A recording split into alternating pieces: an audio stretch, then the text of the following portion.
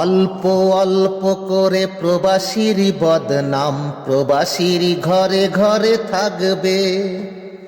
অল্প অল্প করে প্রবাসীর বদনাম প্রবাসীর ঘরে ঘরে থাকবে।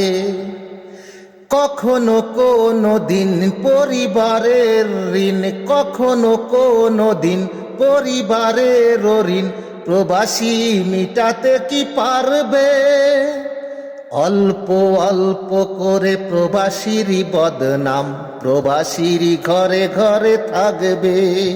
অল্প অল্প করে প্রবাসীর বদনাম প্রবাসীর ঘরে ঘরে থাকবে। কখনো কোনো দিন পরিবারের ঋণ, কখনো কোনো দিন পরিবারের ঋণ প্রবাসী মিটাতে কি পারবে?